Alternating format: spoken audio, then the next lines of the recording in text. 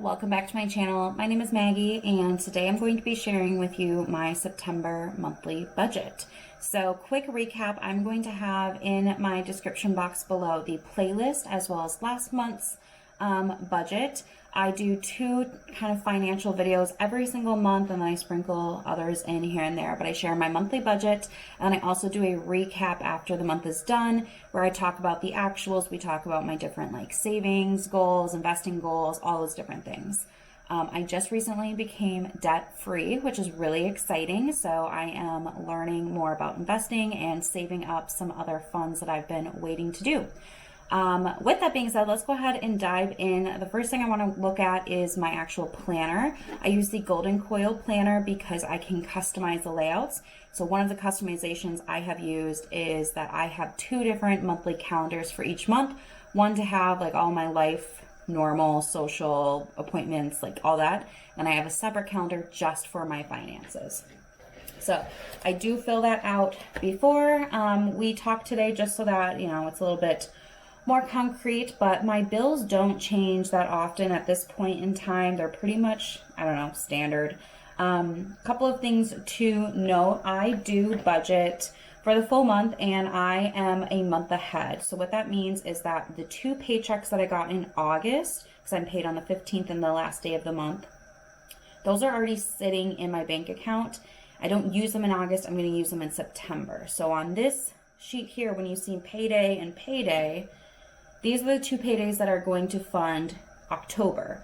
And I really am glad that I'm a month ahead. It makes me have a little bit more peace of mind. It's kind of like having a month of expenses already there outside of my emergency fund. So that's kind of how I do it. That's why I do monthly budgets. I also give myself a spending allowance and grocery money on different days of the week. So I get my spending allowance on Fridays because I'm most likely to go out to eat, to go shopping, to do whatever on the weekend. And then my grocery money is on Mondays because I go grocery shopping either Monday or Tuesday for the entire week. So that's those. I like to check off when I've given myself those different allowances. Other thing to note, I live in the United States. I live in northern Minnesota. So Monday, September 6th is Labor Day. So I am not working, but I also have the Friday before Labor Day off here on the 3rd. So I like to mark those just because that changes my spending habits. You know, I'm more likely to spend a little bit more money when I have a 4-day weekend. So I just like to mark those here. But yeah, otherwise a pretty standard month for me, nothing crazy. We were going to be going out of town, but that trip has been canceled. So no exciting plans at this point in time. Right, then next we have my budget here. I do all of this on a spreadsheet first. So I have been tinkering with this all month, and now I'm kind of finalized, or at least the most finalized I'm going to be. That's the beauty of a budget, is that things can change and you can update as you go. So in today's video, we're going to go through the budgeted column, but like I said, I do a wrap-up video, and in that video I go through the actuals and the percentages and some other bonus stuff. So let's go ahead and dive in. I'm going to zoom you in here. The first thing that we do is we take the budgeted income. I am a zero-based budgeter, so all of this money is going to be allocated throughout all the different categories. Each penny has to belong to a category for me to balance it out. We are in like the insurance renewal process at work.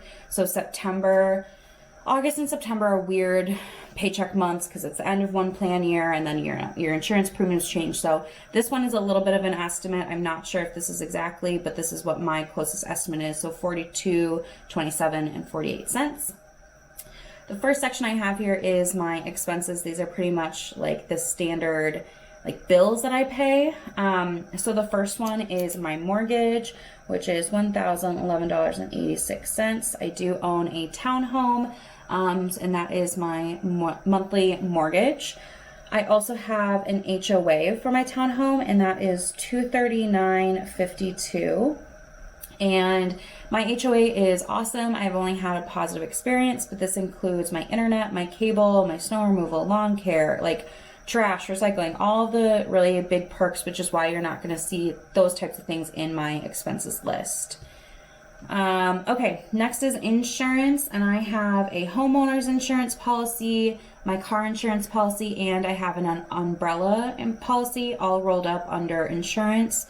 And this total is $185.30. Then we've got utilities. So if you are new here, a quick recap how I handle my utilities. I have a bank account with $300 set aside in there. I let my utilities come out. They're all linked up to auto pay on their own. And then at the end of the month, I look at how much has come out of that account and how much I need to refill to get back to that $300 threshold. $300 is the sweet spot for me right now. You might need more or less. So this past month, so in August, $73.66 came out. So that's how much I'm budgeting from September to put back into that account. This is really helpful for me because I don't get one of my bills until the first day of the month. I really wish they would have emailed it to me like even, 2 days prior, but they don't. So this has been how I've been able to battle my utilities without estimating and being off. I really prefer to be as close to my expense section as possible. Next is my phone. I have a phone through Verizon, and that is $84.51. I know that there are other options out there, but for where I live, this is the best choice for me. Then I have subscriptions, and this is $54.74. My boyfriend and I live together, so we have 4 different subscriptions. We have Netflix, Amazon Prime, the Met On Demand, and Spotify. And then he does reimburse me for half of this at the end of the month. Okay, groceries, gas, and spending. So these ones kind of have a set for September. So for grocery, I'm going to give myself $500. I typically do $100 a week, and there are 4 Mondays in September. But in August, we've been really focusing on eating all of the food and kind of like random stuff from our pantry and our freezer. So we are like pretty bare bones right now. So I do anticipate probably having to buy some of those essentials again. Like I feel like all of our condiments are almost out, and that's like an annoying thing to buy, like barbecue sauce and sriracha and salt and pepper. Like it's just stuff that, I don't know, it's not really fun to buy, but you use it a lot, so whatever. Gas, I've been doing $60, and that's been a perfect sweet spot. Some months I drive a little bit more than others. I work from home full time, so I don't have a daily commute, and I only live, like within a mile of my main radius. So it's really, if I'm just leaving town, that would really eat up gas money, but I also use that for like car wash if I want to. And then for spending, I'm also going to give myself $500. This is for like eating out. It's for, if I want to buy, new shoes or new clothes, something like that. It comes out of the spending category here. So this is going to total $2,709.59, which gives me a remaining of $1,517.89 that I still need to allocate. So let's pause here. I do like to color coordinate. So purple to me represents my expenses, and green to me represents the money that I still need to assign a job to. So next we have funds. I am personally not a cash person. It really does not work for me. It's not the system for me. I put everything on a credit card and pay it off. I'm also able to do credit card hacking that way. Anyway, I've had a positive experience. You do what's best for you. So these are all of my sinking funds / cash envelopes that you would typically see with someone who does use cash. I just have them all in one section. So let's go through these. The first one is annual, and this gets $120 a month. This is for expenses that come up just once a year. So my workout application that I have on my phone, the Sweat app, I pay annually. My car registration, I pay annually. So this is really just for those one-time-a-year expenses. I save it up, and then I, instead of having a car registration envelope and all these different ones, I'll have it in one. Miko is my cat. He gets $40 a month. This covers his food, his litter, and then whatever I don't spend just stays in, and it kind of builds on itself. And when he goes to the vet once a year, I typically have enough to pay for that vet visit as well, just from the leftovers throughout the months. So that is staying the same. Incidentals, I have this as like my cushion fund. This is something came up and I need to pay for it, or I don't know, it just kind of helps to supplement any of the other categories if needed. And I always do $50 a month in there. Then we've got vacation. I'm doing $300 a month. Like I said, we were going to take a trip this month and then it canceled out, which is fine. You know, the world is kind of weird right now. I'm not really sure what's going on in different cities. Seems like there's quite a few different like mask mandates, and some things are maybe being more closed than others. So that's fine. We'll just see what happens. We do have a trip planned for November around the Thanksgiving time, which again, we'll just see how it goes. But I still want to save like that's going to happen, so that if it does get canceled, I just have that money ready to go for the next opportunity we have to take a vacation. Beauty gets $50 a month. This is for, you know, skincare, hair care, makeup, whatever stuff I want. Gifts is getting $100. I just had a big gift month. I had my boyfriend and two of my best friends had birthdays at the end of August and the first week of September. So I just bought all their gifts. So I feel a little drained, but that's done. So now I'm just rebuilding for the holiday season this winter. Okay, special opportunity here. This one is a newer category. I am saving to purchase a luxury handbag. It's something that I've really wanted to do for a long time, and I want to make sure I can cash flow it.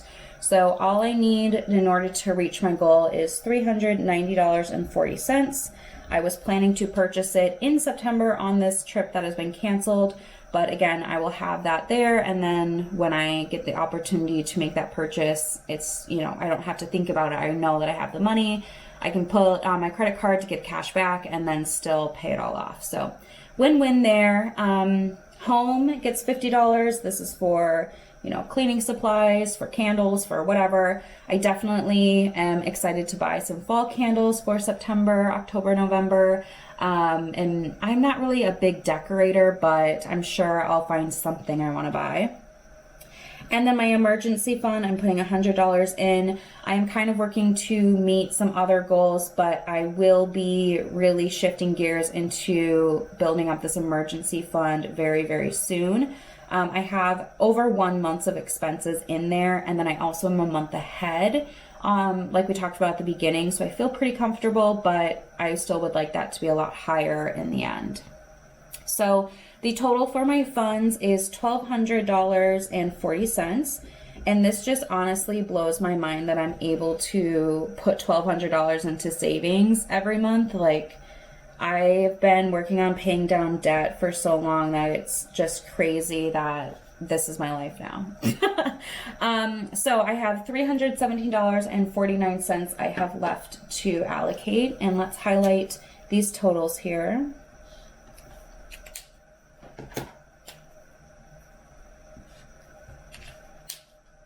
Okay, next we have investing, and let's go through these quickly. The first one is GroundFloor. I'm not currently contributing, but I do have money in this account. So I like to have it as a line item so that I can, you know, if I make any money off of it with interest, I can put the actual here.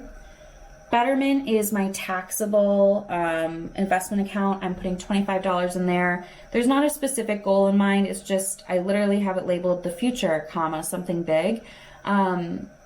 You know, it could be for a future car, it could be for a big trip. I don't really know what it's going to be for, but I just know I should be saving and investing, so I'm doing that. Then I have my Roth IRA. I am putting in $100 a month right now into that. And the last one is my HSA for 2021. So I started my job in May, my new job, I should say, that offers an HSA. So my benefits didn't kick in till June, and so I still want to max out my HSA account. And I do have payroll, and my payroll is just like very finicky, so I'm going to have to add money in post-tax, which I still will get the tax break when I file my taxes. It is what it is. I've already been through the rigmarole for like a couple months about this, but that's fine. So my priority is to fill this up. I mean, I still have contributions coming out of every paycheck, and I know how much is going to be the gap at the end of the year. So I'm just trying to fill that as we go for the next couple months. So I'm going to put the rest of my money here, which is $192.49. And this will give me a total of $317.49, which means that I've got $0 remaining, which is really exciting. So that is going to be where my budget ends, but I do have this category down here called cash flow if there's anything that comes up that I want to cash flow. I don't have plans to do this, but I could see myself doing this, you know, as needed over time, but I have it there just in case something comes up. I've got space to report it, but I don't foresee, you know, anything coming up. So with all of that being said, this is my zero-based budget for September. I'm really excited for the next month. Budgeting has been something that I've been doing religiously every single month for quite a few years now, and you know, even though some of my numbers don't change and my categories don't change, it's just the habit of budgeting that I've seen reap a lot of rewards for me. So if you are new to budgeting, I wish you luck. I promise it's worth it. There's a lot of trial and error, but stick with it. And not every month goes according to plan. Some months are better, you know, you save more, you pay off more of debt. Some months you just have higher expenses and you don't get to put as much money towards your goals. But the fact that you know what's happening with your money and you're trying to plan for it, I think is a success. That's a win, because a lot of people don't even have a plan. They just, you know, spend whatever's in their account and they don't think about the future or other things that you want to build up. So anyway, that's my 2 cents. I hope you guys enjoyed. I really do appreciate you hanging out today, and I'll see you guys in my next video. Bye.